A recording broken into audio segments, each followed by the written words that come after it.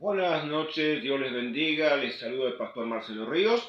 Bueno, vamos a escudriñar las escrituras para ver la enseñanza, lo que nos enseña la palabra de Dios. Hoy vamos a hablar de un tema, ¿no? Es un tema que en realidad pertenece a lo que es el tema de la enseñanza católica romana. Entre la enseñanza católica romana está llamada la doctrina del purgatorio. ¿Qué es el purgatorio? Bueno, el purgatorio, por eso digo, según la enseñanza católica romana, no según las escrituras, es un lugar intermedio. Es un lugar intermedio entre el cielo y el infierno, o si se quiere, entre el infierno y el cielo. Es decir, un lugar intermedio donde el pecador, después que se va de esta vida, va a un lugar intermedio donde allí purifica sus pecados. ¿Por cuánto tiempo? Nadie sabe.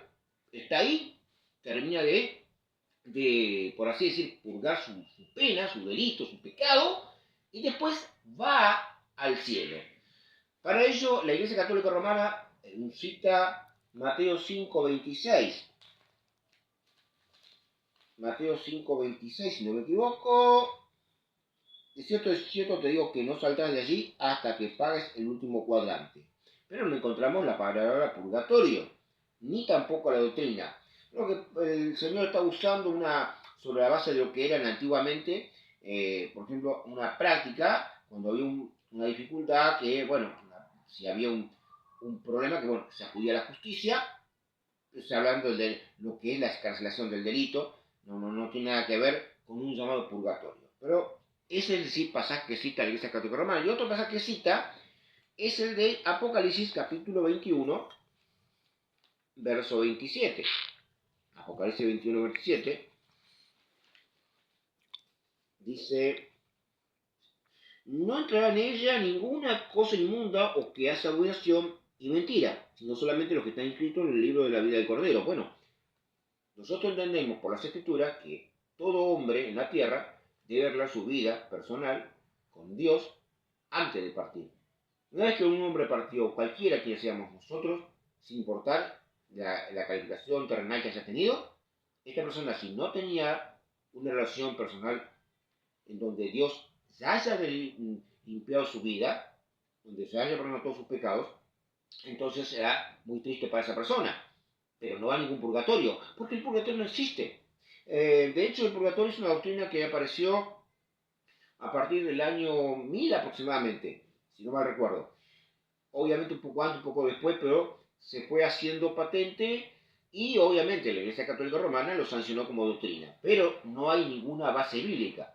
Y aun cuando ellos citan pasajes como Mateo 5:26 y Apocalipsis 21:27, no se menciona ningún purgatorio, ni se habla de ir a un purgatorio. Pero sí vamos a ver que el Señor siempre habló, por ejemplo, de lugares, por ejemplo, dijo la puerta estrecha y la puerta angosta, el camino ancho y el camino angosto. O sea, habló de dos lugares diferentes. La puerta estrecha, la puerta angosta, el camino ancho, el camino angosto. Es decir, no habló de un camino intermedio, no habló de una puerta intermedia. Entendemos que siempre la Biblia habla de cielo e infierno, que sí está mencionado en las Escrituras, y por ejemplo, vamos a ver muchos pasajes que habla del cielo, y en especial también el Nuevo Testamento habla del infierno. Y eso lo escribe perfectamente, que es un lugar de tormento, donde las almas estarán ahí por la eternidad, donde ahí sí es el lloro y el crujir de dientes.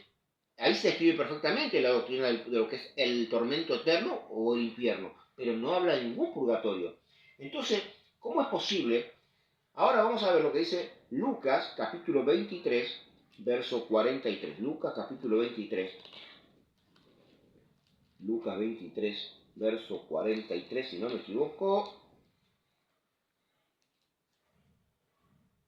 Entonces Jesús le dijo: de cierto digo que hoy estarás conmigo en el paraíso. ¿A quién están dirigidas estas palabras? Bueno, primero es el Señor el que está hablando. Y están dirigidas a un hombre que estaba juntamente en la cruz. O sea, recordemos que este evento es cuando el Señor está en la cruz, está crucificado. Y junto a él había dos ladrones, uno a su izquierda y uno a su derecha, de los cuales uno de ellos va a tener un encuentro personal con el Señor y el cual se arrepiente. Y ahí, cuando este hombre declara, primero reconoce lo que hizo, reconoce que la maldad que él tenía, por lo cual era justo que estuviera en la cruz. Recordemos que el Imperio Romano crucificaba a aquellos que eran criminales, aquellos que, por ejemplo, cuyos delitos eran graves, entonces merecían la pena capital y en ese momento imperaba el Imperio Romano, entonces se determinaba la crucifixión, porque ellos eran los que tenían el poder judicial, no lo tenía Sanedrín, no lo tenían los judíos, sino el Imperio Romano. Entonces el Imperio Romano decretaba que para casos muy graves era la crucifixión. Y según el relato bíblico, era un hombre que había participado en una revuelta, había cometido asesinatos. Bueno, la cuestión era que este hombre estaba siendo crucificado. Y él reconoce, vamos a ver, por ejemplo, allí en el verso 40 dice, respondiendo el otro, reprendió diciendo, ¿ni aún temes tú a Dios estando en la misma condenación? Nosotros, ¿verdad? Me escuche bien. Justamente padecemos porque recibimos lo que merecieron nuestros hechos, mas este ningún mal hizo. Y dijo a Jesús, acuérdate de mí cuando venga tu reino. Ahí es cuando el Señor le dijo estas palabras. Dice, entonces Jesús le dijo, de cierto te digo que hoy estarás conmigo en el paraíso. Fíjese, inmediatamente el Señor, de ahí, lo va a llevar al paraíso, al momento de que este hombre haya partido. Ahora no le dice, mirá, tenés que pasar un tiempo en el purgatorio, tenés que purgar tus pecados, cometiste delitos contra Roma, mataste, robaste, no. Sino, ¿por qué? Porque dice la palabra de Dios, 1 de Juan, capítulo 1, verso 7, que la sangre de Cristo nos limpia de todo pecado. Y cuando dice que nos limpia de todo pecado, es de todo pecado. Entonces, una vez que estamos limpios de todo pecado por la sangre del Señor y tenemos la bendición, podemos partir al paraíso. Pero allí es donde el Señor, cuando él, el ladrón, se arrepiente, reconoce que Jesús es el Mesías, aún estando condenado por delitos, el Señor le dio ese perdón y le dio la salvación, y de allí dice que lo llevó al paraíso. Hoy estarás, te digo, cierto, te digo hoy que estarás conmigo en el paraíso. No le dijo que iba a estar en el purgatorio. Entonces, ahora vamos a ver Apocalipsis, ya que la Iglesia Católica cita el libro de Apocalipsis, vamos a ver un pasaje interesante. Es un pasaje clave. Y hasta además, me atrevo a decir que diría mortal. Y vamos a ver por qué. Para que ustedes entiendan en referencia al tema que estamos hablando. Apocalipsis 13. Dice lo siguiente. Y el mar entregó los muertos que había en él. Y la muerte y el Hades entregaron los muertos que había en ellos. Y fueron juzgados cada uno según sus obras. Y la muerte y el Hades fueron lanzados al lago de fuego. Esta es la muerte segunda. Y el que no se halló inscrito en el libro de la vida fue lanzado al lago de fuego. Pero fíjese lo que dice. Y el mar entregó los muertos que había en él. Y la muerte y el Hades entregaron a los muertos que había en ellos. Aquí cita tres lugares. El mar, el Hades y la muerte. Y en ellos estaban las almas o los espíritus de los que habían partido.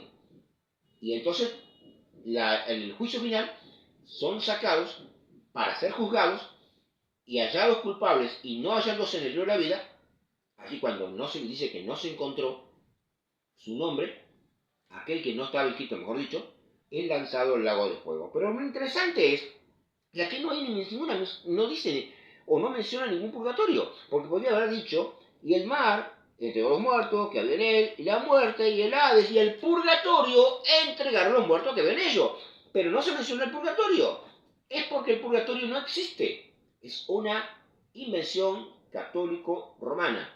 Ya sea que haya surgido, como dijimos muchas anteriores veces, de que en el año 380 un emperador romano obligó, mediante un edicto, a que la gente, mayormente de los pueblos paganos, que adoraban todavía ídolos y imágenes, ¿no? Como entendemos, se convirtieran al cristianismo. Pero fue una conversión forzada mediante ese edicto que hizo que la gente, en lugar de convertirse, se fusionara más bien, adoptando parte de creencias del cristianismo, pero mezclándolas con sus creencias particulares. Entre ellas estaba la creencia del inframundo, ¿no? Como se conocía en los tiempos de la antigua Grecia, y en el cual, donde se decía que había un lugar intermedio. Entonces, esta enseñanza griega, de los paganos, penetró, ¿no? En la iglesia, después del año 380, y en la casi llegando antes del año 1000, se estaba forjando la doctrina del purgatorio. Entonces, acá vemos de dónde salió el purgatorio. El purgatorio no salió de las escrituras, porque si estuviera allí en las escrituras, cuando menos tendría que mencionarlo específicamente, como menciona el cielo, como menciona el infierno, y es más, dice que el mar, la muerte y el Hades entregaron a los muertos. Pero ¿dónde está el purgatorio? ¿Por qué no entregó a los muertos? Si hay gente ahí, si supuestamente hay. es porque no existe. La palabra de Dios enseña claramente que cuando buscamos en la palabra de Dios, debemos hacerlo mediante ella para establecer si lo que nos están diciendo o enseñando se corresponde con las escrituras, ¿sí? Como dice en Hechos capítulo 17, verso 11. Dice, y esto era más noble que los que estaban en Tesalónica, pues recibieron la palabra con toda solicitud, escudriñando cada día las escrituras, para ver si estas cosas eran así. Debemos escudriñar las escrituras. No podemos dejar llevarnos por cualquier cosa que determina nuestra condición, nuestra relación con Dios y sobre todo nuestra salvación. Es importante. Amigo y hermano, bueno, quiero explicarte esto, enseñarte esto hoy y que puedas seguir escudriñando las escrituras, que puedas seguir indagando, que puedas seguir aprendiendo. Te saluda el pastor Marcelo Ríos, déjanos tu comentario, ¿y tú qué opinas? Dios te bendiga.